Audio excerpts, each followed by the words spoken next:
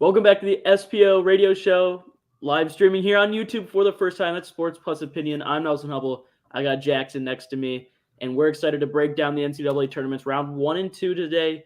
Obviously, some action, lots of upsets. Jackson was victim with his team to one of them.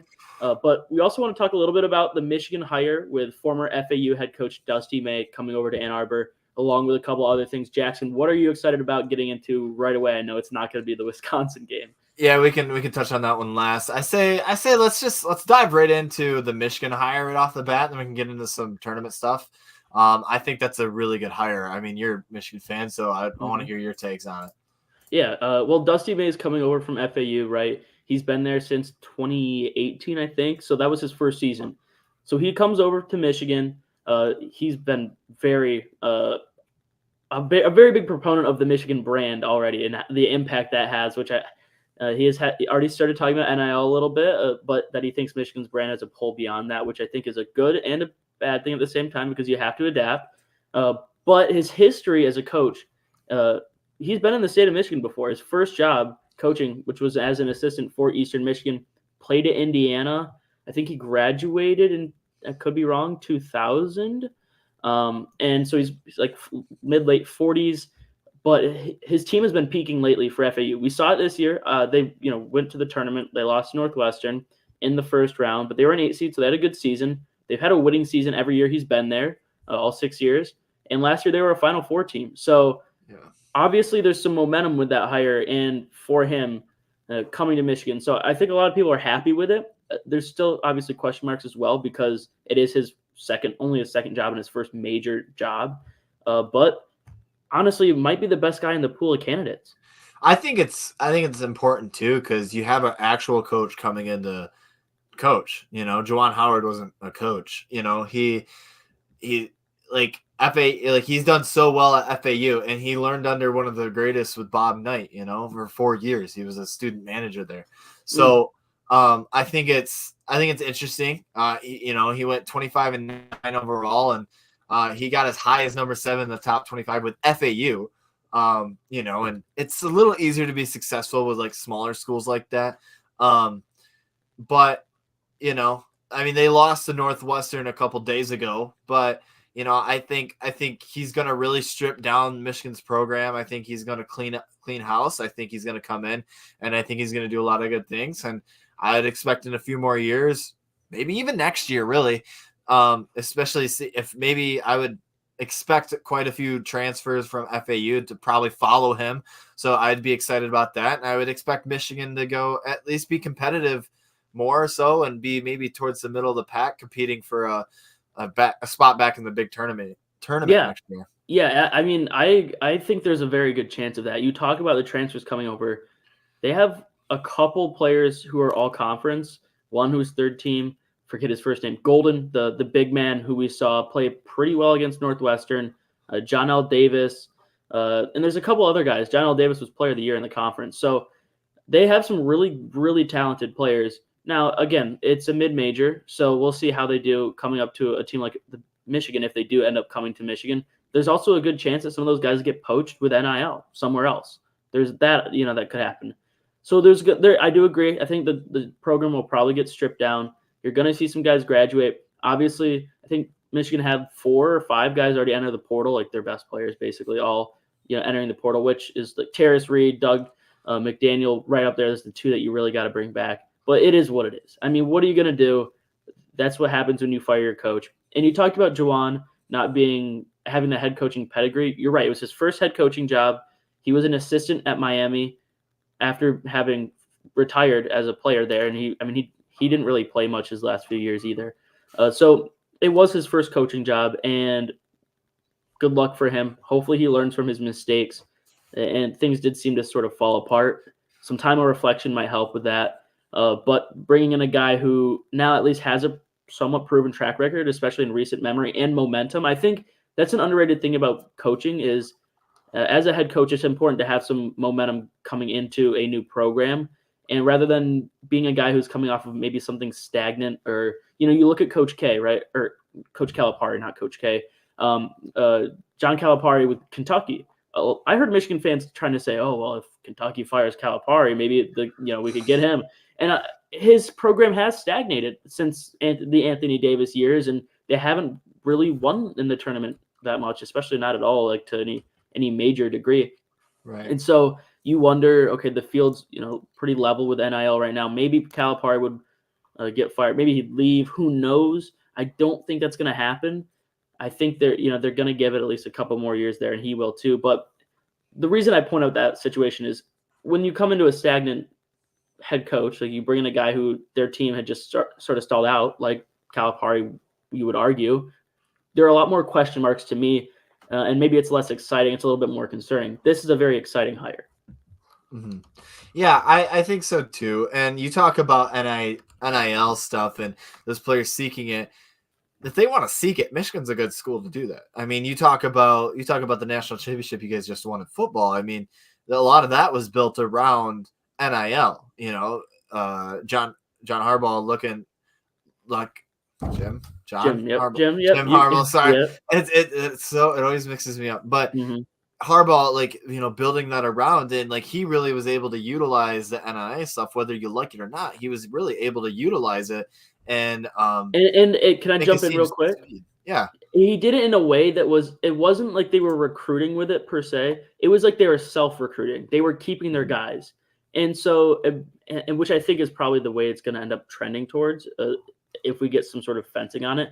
So I do agree. I don't think Harbaugh used it though as like the sort of tool that schools like USC or Texas or some of these other programs are doing to recruit guys in. Mm-hmm. Yeah, I know. I agree. I think it's going to be good. When you talk about coaching stuff, we won't continue much longer on the coaching stuff, but when you look at coaching decisions around the league, I know John Calipari is going to be one that's going to be thrown around a lot this offseason. I don't think he's going to go there. He has that weird like lifetime, contract thing with Kentucky. But you do look at his he hasn't made it to the second weekend since the 2019 season, and obviously they finished first in the SEC in 2020. We never got to see how that turned out. Right. But really he's made it to 2 Elite Eights since that Final Four run when Wisconsin knocked him off in 2015. So it's going to be interesting what to do with Calipari, because I know Kentucky is a good, blue blood basketball school. So we'll see you there. And then you look at another one. This may be just me, but I know a lot of the fan base is there. But Greg Gard at Wisconsin, I think for Wisconsin's sake, I think it's time to move on. I think the athletic director at Wisconsin has done a very nice job in terms of making some good coaching changes. We've seen it with Luke Fickell. We saw it with I don't remember his name, but the men's hockey coach. He turned that program right around. They just got their seed. So things like that. I think it would be interesting to see Greg Gard leave. And I think if you're going to do that, you need to do it soon, and you need to jump on some of these mid-major coaches that have been succeeding, like San Diego State, that's still out there. Yeah, you bring up Dutcher, Brian Dutcher at San Diego State, and he's been one of those guys getting tossed around for years. I think Michigan fans did the same thing, and they've done it because he has a history with Michigan dating back to the 80s when they won that national championship. So Dutcher would be, I mean, if you could hire Dutcher, obviously, and this is all, obviously a hypothetical as well, because who knows if Gard gets fired this year or not. But let's say he does. Yeah. Right. So let's say he does, and at some point he does, and Dutcher's available. That's a guy you want to get. He builds a culture within a program. There's a style of play that just works, and I think I think it'd definitely work in the Big Ten. And so they're very physical. They're a really good defensive team, and they shoot the three. And so that's what you need. And then they have a post guy that they can rely on to get a bucket here and there. And Liddy is a very good forward. So if Dutcher, I think, is a great hire. But that said, I think he really likes where he's at. So I don't know if that would happen. That's my only question. Because listen, just think of it, right? You're at San Diego State. You're in a conference where you can compete. You have enough brand recognition in college basketball where people are like, okay, it might be like a mid-major school, like that level, but like they're really good, and we know they're going to be good. It's the Midwest Conference. I mean, he's really helped bring the Midwest Conference back to, fruition, and just kind of back to the top, because Midwest Conference is kind of a joke in the basketball world for a while. Yeah, exactly. And so So you're kind of coasting there, right? And then you're also living in San Diego, which is kind of nice for a guy in his 50s or 60s. So, and you've been there a while. I have my questions, but if that hire were to happen, Right. Well, obviously a no, great one. But right. money talks, right? Money Right. talks. Well, and I'm looking at his record right now. He's from Alpena, Michigan. He went to Minnesota. He was grad assistant at Illinois, like you just said, associate head coach at Michigan for about 10 years there. So he's from the Big Ten area. He had a bit of a down season compared to what we're used to him seeing at San Diego State. Like, he had 7 losses, which is the most losses he had since his first 2 seasons there. So, maybe for him, maybe he's seeing that and he's like, still a really good team, 25-10. I think we would all take that. But, maybe he saw it down near. Maybe now he's like, hey, let's jump ship. Let's try to see where else, what major school with maybe more money and more, things can happen. So we'll Yeah. see how that goes. But I think it's time to jump into some of the March Madness talk, shall we? Let's start with the East region, round 1. I think so. I think that's a good idea. Honestly, the East region, probably one of the more interesting ones, I would say. You had a couple upsets, right? You had Northwestern, who we talked about with FAU. It's a 1 seed difference, not much of an upset. But the Duquesne one, the Yale over Auburn, Duquesne over BYU. So those were interesting. Obviously, UConn and Northwestern are playing right now in the East region. That score is 55-27. UConn's just destroying them. It's not close, which brings up, hold on, let me grab this. I got this hat from, I wore it earlier today. It was my grandpa's hat. It's a Northwestern Rose Bowl hat. And when were they ever in the Rose Bowl? 1996. And my grandpa's from Chicago, so that's why, when he was alive, right. He was still supported his Chicago teams and stuff. But anyways, so Northwestern had that upset, which was probably the best or one of the best games against the tournament. So. FAU Northwestern. That was like a noon game to kick things off. I thought it was a good one. I mean, I was at work, so I was listening to it / watching it, and I mean, it was a pretty good one. It was back and forth. One thing, did you watch the game or no? Yeah. Okay. So one thing I would really like to talk about is, like, it feels like when we get into tournament season, whether it's, football, basketball, you name it, I feel like there's this thing that we like to call the Big Ten treatment. And it's when we get to the national level, the refs it just feels like that they're out to get the teams in the Big Ten. And that's kind of, for me anyway, that's kind of what it felt like with Northwestern. I want to specifically, I think it's right before the end of the game, there was, I forget what it was. There was a fast break opportunity for Northwestern, and I think if they would have hit it, it was like a 5-on-4 opportunity. But one of the Owls players went down, and so they instantly called a whistle. And instead of and that's not what the rules is. Yes, I remember that. And I felt like that was just like, come on. And then it ended up going against Northwestern because they called a flagrant on one of their guys. Mm-hmm. And then that was that was the turning point. That was the point where FAU started to come back, because Northwestern was so hot in the second half after only scoring 19 points. It was a 19-20 or 2019 game in the first half, which, by the way, that struggle on offense is what we're seeing today against UConn. I think that's it's also UConn. The return of, I know it is also UConn. They're really well rounded, but that's partly what But yeah, I mean, Northwestern pulled it out with a great overtime. Langborg, Boo Buie had great games.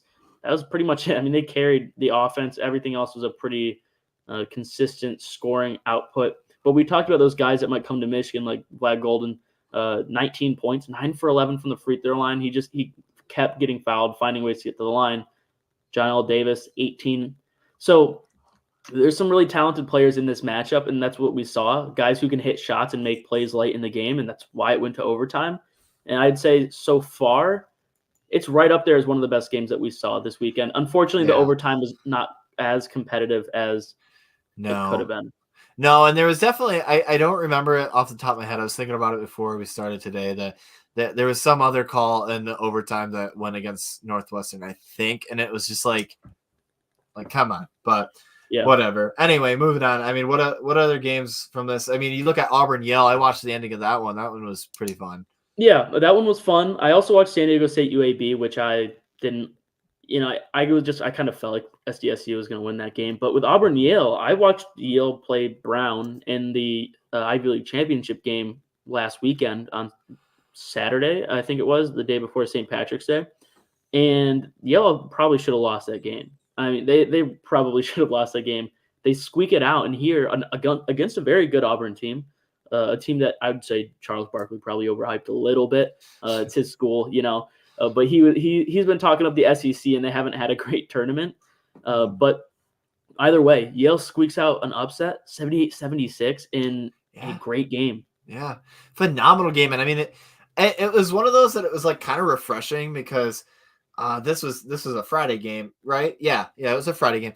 So it was kind of refreshing to see some like a game go down to the wire because I feel like so many of these games to start this year have like it just has been anticlimactic, So it was nice to see that come down to the last second, and Auburn had so many chances to win that at the end, and they just could not like get over that hump.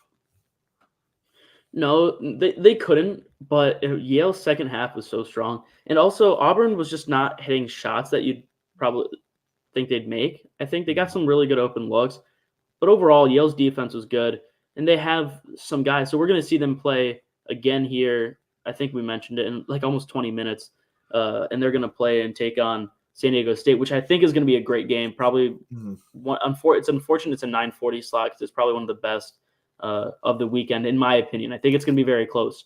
But they have some guys. They have like a 45 or 50% 3-point shoot. I don't remember what it was. Pulikitis, he put up 30. And then Danny Wolf, who's their big, who didn't have as big of a game, pun not intended. Gosh, I can't help but make the joke. I should have made a better joke out of it. But anyways, and then so Wolf didn't have, he struggled, but it didn't matter. And they had to focus. It seemed like Auburn did defending him. And so Yale squeaks out a win. They just make timely baskets, and it was just one of those tournament games that things got muddy late, and one team just made shots and the other didn't, and that was kind of the answer. That's what happened. And then they had a really late shot that pretty much sealed it and put in a tough spot for Auburn. Yeah. I'm also moving on down to our next game, like BYU Duquesne. I was happy to see Duquesne win it. I mean, they haven't been to a tournament in so long, 1977, I believe, and they haven't won a game even longer than that in the tournament. So, happy to see that they got it. Is BYU the best? Was that their first win, or had it been like 30 or 40 years or something like that? It's been I think longer since their last appearance. So they'd had one, but it'd been like a long time. Right. So would BYU probably matched up against better Illinois? Probably. But again, that's why we love March. I think it was a good storyline wise, very good win for Duquesne. And Illinois just they're rolling, man.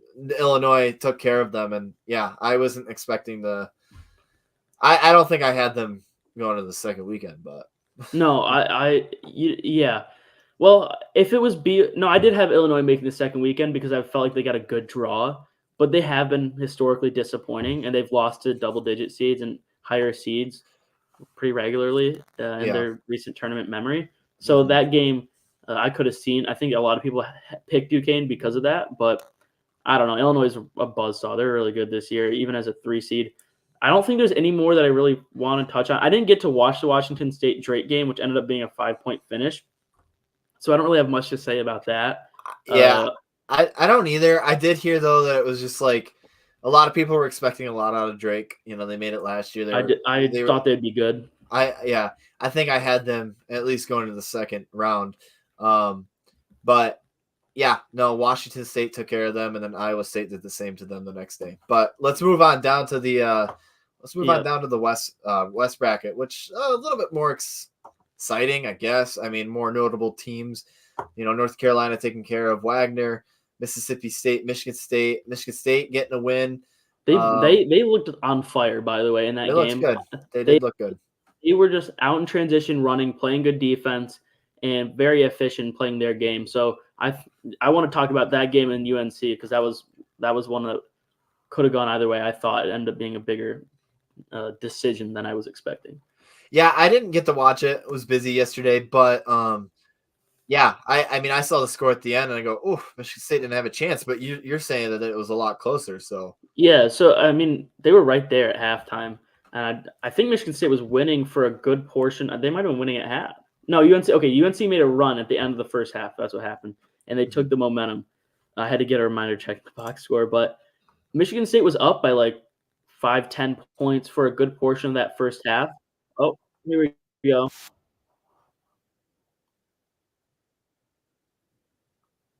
That's ESPN for you. Did you hear that?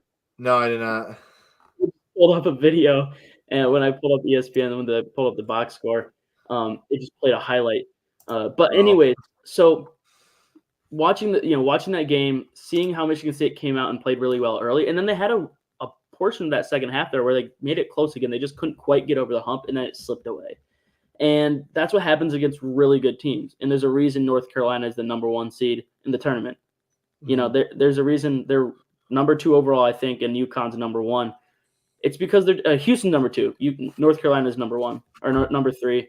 UConn's number 1. Number 4 was I don't remember who, but either way, there's a reason UNC is a number 1 seed in the tournament. They're that good, Yeah. and that's what happens. Michigan State is just not as good of a team. North Carolina's. I mean, they've both got vets, but North Carolina is just better built, and sometimes Well, you're just a more talented team, and you can compete all day, but shots aren't going down or whatever it is. They're just going to outlast you. They hung 85. yeah, and you talk about North Carolina and how they got vets and stuff. They missed the tournament last year. Like I think They people, shouldn't have. I I don't think know how that happened. I think some people forget about that they missed the tournament last year. So, they're coming in with some, blood on their hands. They're looking like, hey, let's make up for this. And I think, they're looking good. They're looking good here in this first weekend. So it'll be interesting. Obviously we don't know the ending of Grand Canyon, Alabama just quite yet, but Yeah, that's a um close one. but I, just seeing how, watching a little bit of that before we started, North Carolina is probably going to walk through them too. Well, So, I mean, it's a 1-point game right now with under 4 minutes, and Alabama's leading 62-61. mhm, So that's getting a little sketchy there. But you're right. Alabama. Well, the thing about Alabama that's interesting is their offense is very good, so they can mhm. score. Now they're having a tough game, which is interesting. They hung 109. Usually that happens, right? You put up a big Yeah. game. I feel like in the tournament one And that day. game and that Charleston game was it was like a 30-point lead. I think Bama I didn't watch it. I was just watching the score on the ticker. Mhm. But I watched the score get creaser, so I'm guessing Bama probably put in like their bench players I towards have the end of no that. I have no idea, but when you get a good scoring output one night, oftentimes the next time you play, it's a little bit more even and levels out, and that's kind of what's happening. But either way, Alabama can score, and so if they win, they play UNC. Grand Canyon wins. It feels like UNC had a really easy path after getting over Michigan State, because then they're either going Mhm. to play Clemson, who had a good game against Baylor. Yeah. Clemson's kind of an Yeah. upset team right now, and they're Yeah. looking good. The team that was the last four out last year. So yeah, with Clemson that ending, I mean they were down, they came back in the last few minutes of that one today, and Clemson just they clutched up at the end, and Baylor just couldn't hit their shots. So Clemson defeating not reigning, but a team that was national champions just a few years ago. Perennial contender Yeah, at the yeah. championship level. Yeah, so that's good for Clemson. So good building up. It was funny. I was listening to it, and I'm like, hear their fight song, and it's so weird to hear like Clemson, like being dominant in the basketball world again, Mhm, and like because their football team hasn't been doing so well. So it's like, oh, I haven't heard that fight song in a minute. Done, missed mhm, that. mhm. Yeah, But and they're gonna face Arizona next, so we don't know when, but that matchup, right? So the winner of that game plays probably UNC or, the winner of Grand Canyon, Alabama, if they beat UNC. If UNC wins and you get the 1 and 2 seed from that bracket playing Arizona, Caleb Love's gonna go play his old team, which is crazy, which is super cool. yeah, Um, which I don't know what I root for more. The color matchup of Clemson and UNC would just be so ooh, beautiful to watch. That and orange. ACC too. I think I always love it when conference teams face each other. I think that's like kind of cool. Yeah, so that might be kind of what I'm rooting for.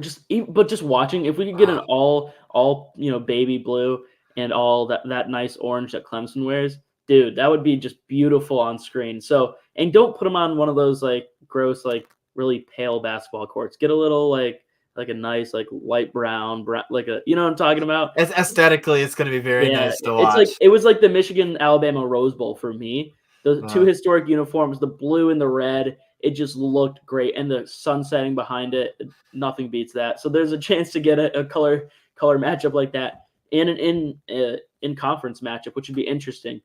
But Dayton and Nevada is one I wanted to talk about as well yes, because that was a close game, yeah. and then Dayton put a scare in Arizona. What expectations did you have for Dayton coming in? Because I really liked them. I did too. Like Dayton, I had them going to. Actually, I think I had them as one of my Final Four teams. To be honest, Ooh, it was either Final Four or Elite Eight, but I like Dayton. That Nevada game was fun to watch. When they came back at the end and they just couldn't miss, and I was like, let's go. Like yeah. I didn't get to watch the Dayton Arizona game, but Yeah, no, I didn't either. It was one of those games where actually I watched the end of it. I watched part of the second half, not the end, where Arizona just kind of kept them at arm's length for most of it. Dayton would get close, and then they just push them away.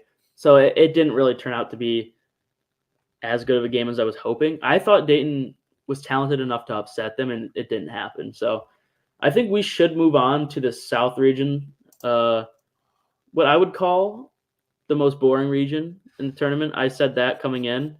It turned out, though, honestly, Oakland put a spark into things. And Jack Golke, I would say, NC State with their upset, and then that game in overtime, James Madison, beating Wisconsin. And right now it's Houston, Texas A&M playing right now. It's 30-24. It's about, well, let me see if that's still the score. It is, 30-24 with about 5 minutes left in the first half. But James Madison, JMU, Oakland, a couple double-digit seeds winning. Colorado upsetting Florida. What did you think of the part of the bracket as a whole? I know I said it was probably the most boring. It might have been the most interesting. I'm not going to lie.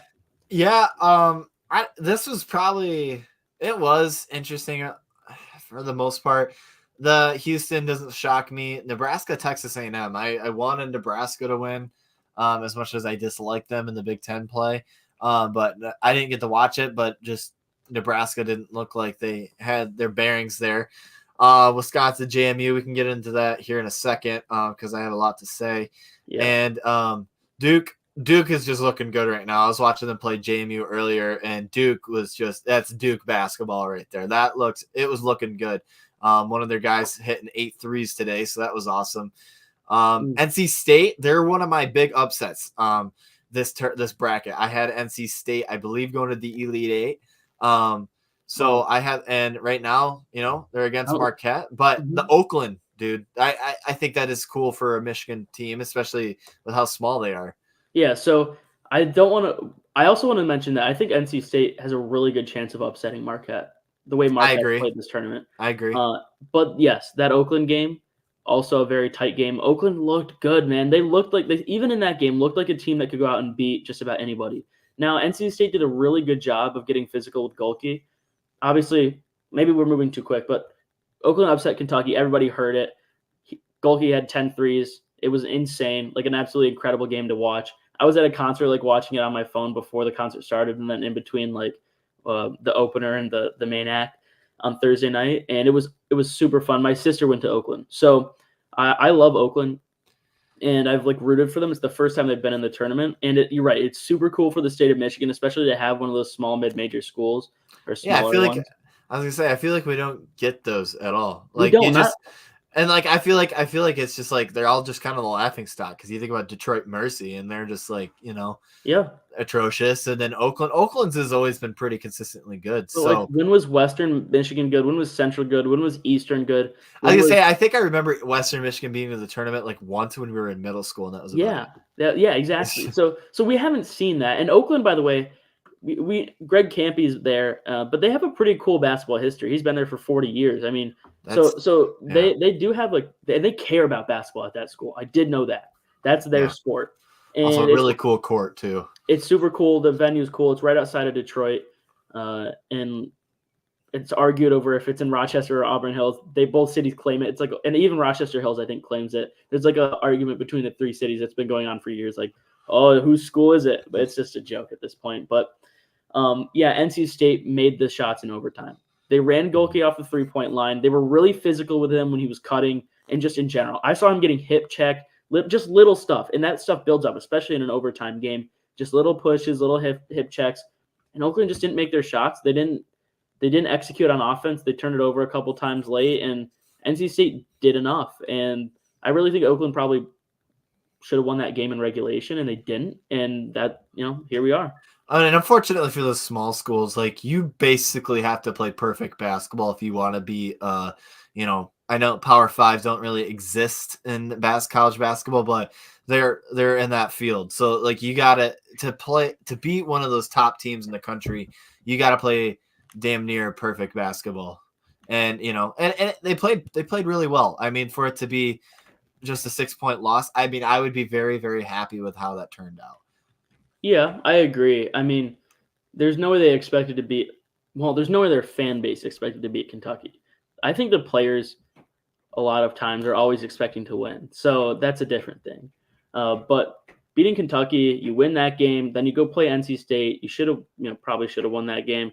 You feel good about. There's no moral victories, but you feel good about the mark you made on the tournament. Golke's done. Like, that's his career. He got something to remember. His family did. Oakland fans. He's going to get a bag for what he did in that first game. You think so? Well, I think he'll get. I think he'll overseas, or do you think he's going to get like a shot at like a G League or something? I think he's gonna. I don't know about that, but I bet you he'll probably get like some commercials or something, because I saw like his Instagram or something pop up like the next day.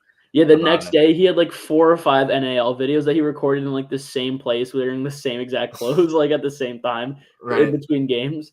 And get that bag, man. Do what you got to do. But that's cool. And he's from Wisconsin, so maybe you like him. He's from Milwaukee. Oh yeah, I did hear about that. Yeah. But another Midwest kid. Moving down, Florida, Colorado was one I didn't get to see at all. Did you? Because that game was 102-100, which would have been awesome to watch. I did not get to watch it. I did have Colorado winning that one, though. I did as well. I had that upset. And then they go and play Marquette, another game that you felt like they were right in the whole time. That was earlier today. Yeah. They didn't win that game. And I think Colorado was the better – or I think Marquette was the better team. So they're going to go play UNC, which we already – or NC State, which we're going to see how that plays out. We already talked about a little bit. I'm ready to move to the Midwest. Are you? Yeah, I mean, unless you would like me to get on my soapbox here for a second about my team.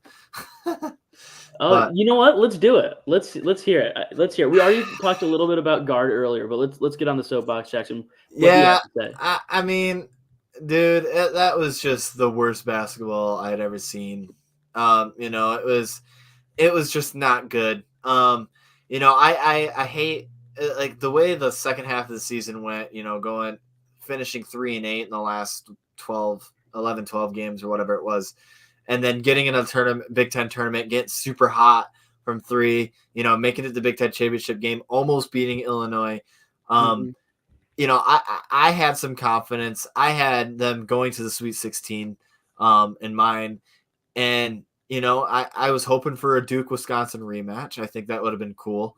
You want to talk about another aesthetically pleasing colors matchup, but the way that game played, the way it started, the first 5 minutes when JMU just came out swinging, I'm like, oh Jesus, man! Like it was just not good. It was not good. It was early too. It was early. They got on top. And that's what it was. And nothing was going Wisconsin's way. It was very physical. I think you sent me a tweet earlier. JMU was super physical. They were it felt like they were tackling everything. The refs were letting them play, which I know you can say whatever you want about that. But at the same time, there's a lot of fouls being called because the second half was a very free throw frenzy. And then today against Duke, they just didn't look that physical, But no, just Wisconsin, they couldn't get anything open. Chucky was struggling. AJ Storr was struggling. Their bigs were pretty much the only thing doing anything. Wisconsin had a chance to pull within 4 late, and they had a wide open layup, and the ball just rolled out. I don't know how that ball rolled out. And I'm like, that point, I think at that point, that's when I called it. I was like, okay, this is not happening. I also feel like the rims, this might be like a weird criticism, but watching the games, I feel like the rims have been tight, like in the tournament. Yes. When you're a basketball player, you always want like a loose rim or like a rim that's not tight at least, and they Mhm. feel tight. I've seen some layups, just some shots that look like halfway down, they just bounce out, and I'm like, what? It's like Well, the Buffalo Wild Wings guy called in and like made a call into the game. He's right. like, no, this one's gonna miss. Well, so that's funny you say that because I was listening to a podcast on Friday and they were talking about the rims and stuff. And I never, it's kind of weird to say like there's broken rims and then there's like brand new rims and how it's like a difference. Mm-hmm. To me, I still don't understand like the physics of that, but Okay. So there's that, but also you can tighten rims. Like you can loosen and tighten rims. Each court it's different. So there's like a couple screws you can just loosen and tighten that make how the rims like bounce like up against the backboard or how it like shit like just like within itself. It's like a weird thing. It's a whole well, thing though. well, because somebody said that if they played on the rims that the Brooklyn Nets played on, because they're playing at the Barclays, Mm-hmm. like the offense would have been way different. There's a shot. There's totally a chance, but who knows what to say about that? Honestly, Yeah, I don't know. I don't know. Anyway, glad that I think I told you is that I think I'd rather see my team not make the tournament instead of losing the first round because yeah. I don't losing to a 12 seed is just it sucks and it's like okay, like this is I was excited for nothing, So let's move on from that. Yeah, Trash well, can. also as a 5 seed, you have some sort of expectation, right? So you come in, you're Yeah. like, okay, we made a run in the Big Ten tournament. We should win at least a game, and then you Yeah. lose. I totally get I that. would have been happier with getting blown out by Duke. Yeah, no, I agree. Yeah, moving on. Game I thought would be closer. Utah State's TCU just wasn't. Utah State looked really good, and then came out and just absolutely died on the court against Purdue. So 160-67. Even the bench players for Purdue were hitting everything. Everything went in. Purdue's looking really good right now, man. They do, and let's check that. UConn's still winning. Let's see if we're close to a final on that game yet. But yeah, I mean, yeah, they're up 66-50 with 4 minutes left, so that's about wrapped up. Alabama did end up winning by 13, so they pulled away late. Just letting people know what was going on there. But Houston A&M still tied before half. But yes, Purdue looks really good, and I think the game that I expected to be a little closer, or maybe the team that I didn't expect to be so good was Gonzaga as a 5 seed. They just haven't been great this year. And then McNeese, I was like, okay, McNeese is like, maybe they can play with him. I kind of figured they'd lose. Kansas, they almost lost to Samford. They should have lost to Samford. We'll talk about that. But then Gonzaga just blew them out. So that was a surprise for me. They're going to play Purdue, and that should be a really, really good game. Yeah, that's going to be a good game. Is that a rematch of back in 2018? I don't know. They definitely played at some point, recent memory. But anyway, that's going to be a good game because Gonzaga is rolling right now. Purdue is looking way better than they did in the Big Ten tournament. And they still won. And right now, it's like the whole thing with Purdue not being able to make it out of the first round. Right now, this Purdue team looks like they're a Final Four team. So that Purdue Gonzaga game, that is going to be a must-watch basketball game. I mean, talk about. I don't know. Zaga just whopped Kansas. Yeah, so, they did. And I know that Kansas was without McCullers, and Purdue obviously didn't live up to expectations, at least performance-wise, in the Big Ten tournament. But yeah, that's going to be a great matchup. Kansas Samford, though, let's walk back to round 1 a little bit and talk about that game and that late call on the dunk attempt that was blocked. And they called a foul. It was a clean block. And honestly, if the guy didn't have the shot blocked, I'm not even sure he was going to make that dunk anyways. That turned the game around. I think Samford wins that game, and Kansas is out. Did you hear, or what did you think about that? I mean, I feel like it's an agreement that they just blew the call. And then I want to ask you about Bill Self saying that he was just waiting for the season to end, basically, and looking at it next year for the last month. I actually didn't watch this game. And I did hear some grumblings about that towards the end of that. So I don't know a whole lot about that. I did hear the comments about Bill Self, which I thought was a little weird Can because you imagine a coach saying that? no, I would be kind of pissed off, especially Bill Self. Like Kansas just won a couple of years ago. You're doing a disservice to me. He's like, yeah, I've been basically thinking about next year for the last like month or two or whatever he said. And to me, I'm like, are you serious, man? Well, every coach is thinking about next year at every point of the season, but exactly. But at the same time, you saying that as like an excuse after the game, like, yeah, I didn't really think this was our year. Like, what, bro? You're a 4 seed, okay? right. They're Oakland went out and won a game, and sure you won a game, but like there are teams upsetting. NC State's in the Sweet 16. These are teams that are not as talented as what you have on your roster. So you're gonna sit here and tell me that didn't really think we had it. Basically, we didn't have the juice. Are you kidding me, man? I think that's ridiculous. I think Bill Self is just checked out after winning his national championship. It just seems like, I mean, they put a team together, and he's just like planning for that one season where it's like, okay, we can make a run. And I think that's what he was thinking next year. I don't know if Dickinson comes back for a 5th year or not. I thought this was his 5th year. No, this is his 4th. He has a COVID year, I think, still, because he came in 2020, I think. So I think he has a COVID year. I could be wrong. That's crazy. Then you hear what Bill Self said, and then did you hear Tom Izzo's quote? He's like, "I will be back because I need to make a deeper run, before I die." Yeah, and I was like, awesome. I'm like that. If my coach is saying that, I'm like, let's go. Like that fires me up. Yeah, but what Bill Self said, no. Yeah, man, that I was just honestly, that blew me away that he was willing to say that, and a guy who's been doing it for so long in the public eye and understanding what like all this press conference stuff, you can think that, and realistically, maybe he has some reason, like some fair reason for that thinking or whatever. But to at the very least, don't say it, man. Are you kidding me? Just think before you speak. Like if I'm a player and I hear that, like, are you transferring out? Yeah, right. You're questioning. Oh, I got to fidget with my headphones here. You're questioning your coach after that. Like, how invested are you in us, right? Because we're obviously putting our all into what we're putting out there. And sure, McCullers was out. You knew he was going to be out for the tournament. Yeah, that sucks, man. Whatever. But are you? I don't know. That drives me insane to hear people talk like that. And I think there's always the chance. So the fact that you just basically were like, we gave up is ridiculous. That I'm just, oh man, it just disgusts me. Yeah. We can move on from that, I guess. But we talked about Kansas Samford. We're going to move to South Carolina, which is a 6 seed, losing to Oregon.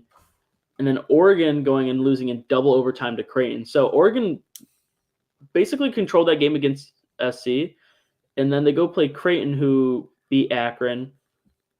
And we're right there, but it just slipped away. They got to 2 overtimes. That might be the best game of the tournament, again, until that last overtime, which sucked.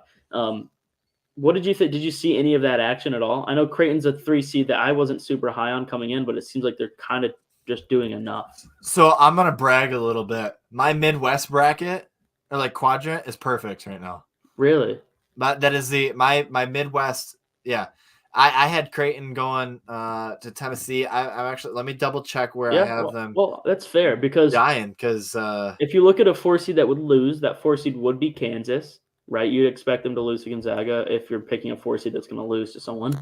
And then Oregon was a logical upset, which I didn't take, by the way. So props to you for that. Texas, yeah, I mean, I get it. There weren't a ton of upsets in this bracket, but there were a couple, and you picked the right ones. And here we are. Yeah, I have coming out of this, I have Zaga and Creighton. So yeah, we'll see. I mean, I don't know. I liked Creighton on it. I also probably have recency bias because I heard an interview with him recently. So but no, I think it's good. I think they're rolling, and that Creighton Tennessee is going to be another really good matchup. I think that's is that our second 3-2 matchup? Yeah, Illinois Iowa State's another 3-2 matchup. But all the 2 seeds are doing really well. You got Tennessee, Arizona, Iowa State, Marquette, all won this weekend. So they have all advanced, and it's a lot of honestly. It seems like, depending on how the Houston game goes, there's only one double-digit seed that's advancing, and Clemson is the next like highest or lowest seed or highest, however you want to look at it. After that, that's a NC State. It's an 11, and then you have Clemson who's a 6. Everyone else is either 5, 2, 3, 4, whatever 1.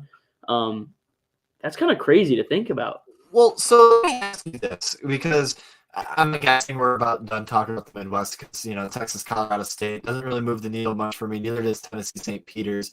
Tennessee, Texas. I don't know if that move does much for you. I mean, it was a close game, but did you watch it?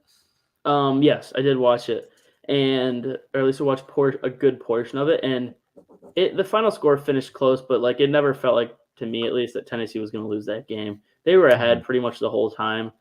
Texas had a bit of a run in the second half, but it just felt like that was Tennessee's game to win the whole way. Right. Yeah. But anyway, we kind of talked about this before we started the show today. This has kind of felt like one of the more boring tournaments in recent years. Mm-hmm. Do you need, I feel like we've seen a lot of upsets. Like he had Oakland's storyline, which was a great storyline, I think, especially for us here. And Grand Canyon, St. Mary's, that's an upset. But again, I think you chalk that one up. I think that one is a 50-50. You talk JMU, Wisconsin. A lot of people had JMU beating Wisconsin. So, it's still an upset. But even then, it's like, okay. Yep. NC State, I think they came in the tournament hot because they won the ACC. So I think that's another one. But I don't know. It's kind of felt like a slow start to the tournament. And you complain about the higher seeds, winning and stuff like that.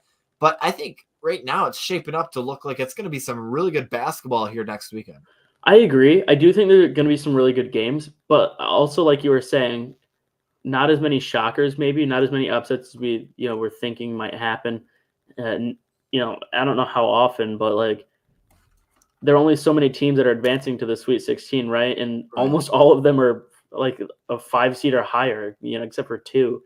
And so, which is a tough tournament for the 4 seeds. Alabama and Duke each won, but then you go and look around and you're like, okay, well, what happened to Auburn? They lost. What happened to Kansas? They lost. So at least there's some movement there. We talked about the upsets. I agree, though. A little bit more boring of a tournament than we were expecting so far, but you're right. The basketball should be good, and it's going to make it for a better Sweet 16, Final Four, Elite Eight, all that stuff, and hopefully a championship game, which most of them have been very close in the last 10 years or so.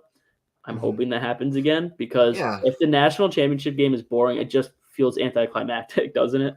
Well, yeah, and I think that was kind of the issue last year. I mean, you had FAU, San Diego State. I don't remember the other two because I didn't watch much of the tournament last year, I don't think. But, I think last year it wasn't very memorable, Yeah.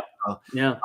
But, I mean, let's take a look at, we can kind of preview round 2 and maybe talk a little bit about it on Wednesday too when we meet again. But let's stay in the Midwest region and let's just work our way back. I mean, Tennessee, Creighton, Purdue, Gonzaga. I mean, what do you like there?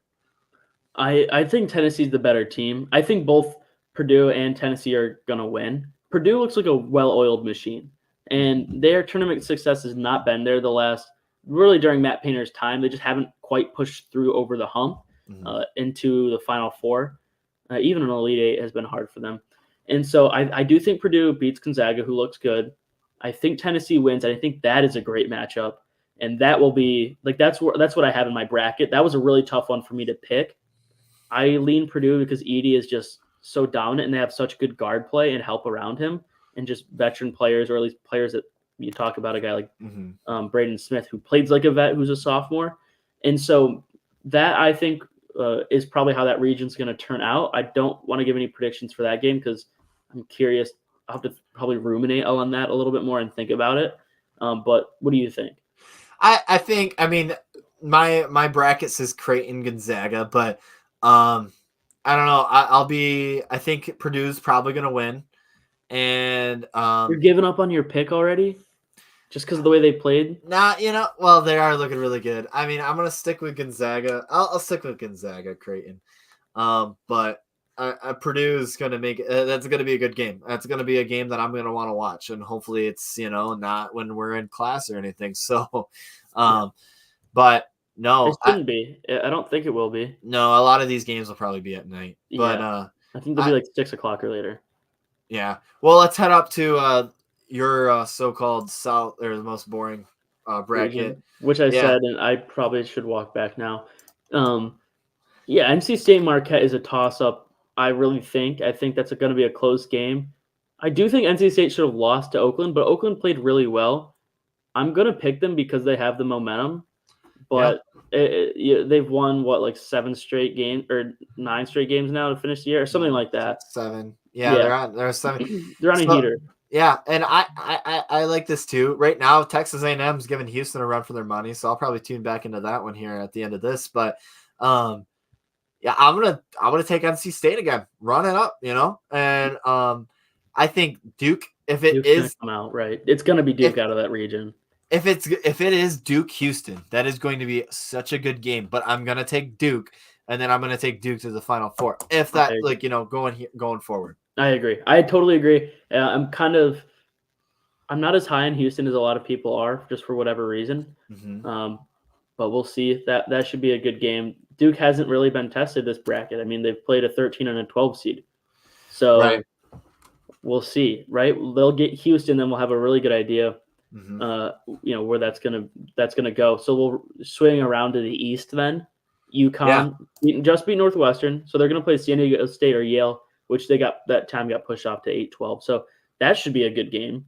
San Diego State Yale. Winner of that plays UConn. I have UConn winning the whole thing. So I think UConn's coming out of that region.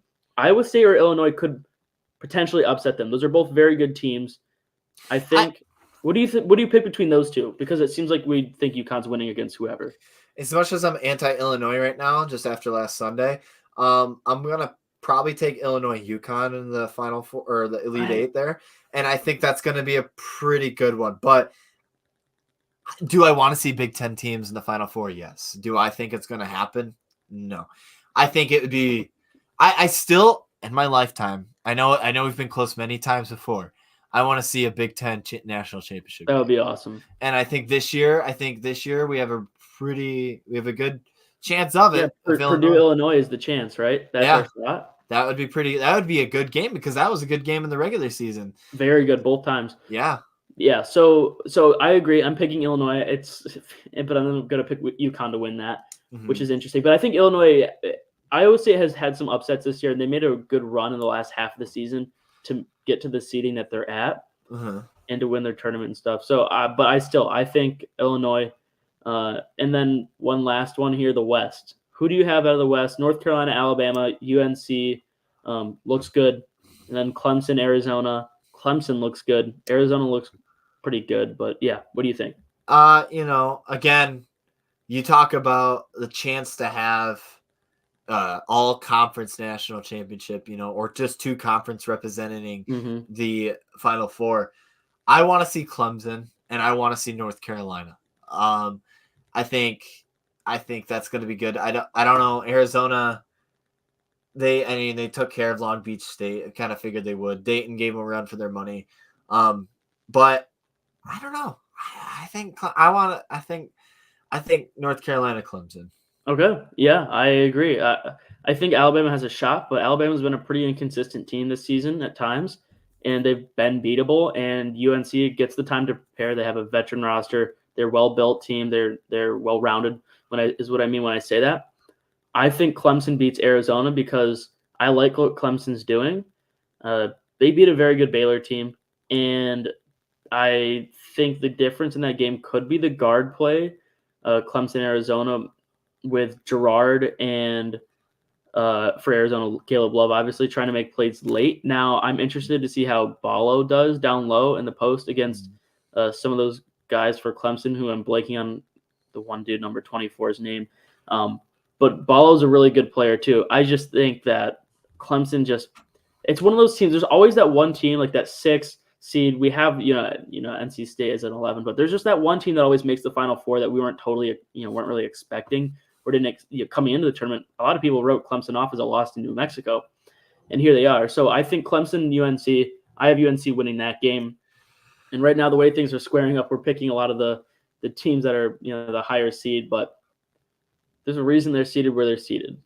I mean, either way, right now, if there's ACC is in control of this tournament right now, and I think there's a good chance we see a couple ACC teams. I think a Duke North Carolina national championship would be fun. And nobody wants to see that, but that would be fun. I don't know. It's gonna be a fun rest of the ride. I think on Wednesday we'll talk maybe a little bit about it again. Maybe we'll discuss the San Diego State Yale game and maybe the ending of Houston Texas A&M, and then opening day for baseball on Friday. We'll talk about that on Thursday Wednesday, and anything else that happens between now and then. There's a lot of drama with Shohei Ohtani and stuff, so we could dive into that. And absolutely. I mean, definitely want to get into that because he's got a press conference tomorrow. I think he's going to have a press conference. So there's going to be a lot of juicy info coming out on that. I feel like in the whole gambling thing. So that's all we got for you guys. I think it's a perfect time to wrap it up. We're going to go catch that San Diego State Yale game and the second half of that Houston A&M game. Curious to see how those both play out, but I appreciate you guys listening. That's the SPO radio show, Sports Plus Opinion, and we're here we're going to try to make it a regular thing on Sunday nights. I think that's the goal here, and it's going to be out as a podcast. We might go live Tuesday nights, out as a podcast Wednesday morning, or on Tuesday nights as well, I think is what we're moving to. We're moving away from Whale Radio. They're having some technical difficulties at the station. So we're going to be more here on StreamYard, streaming through YouTube, on YouTube.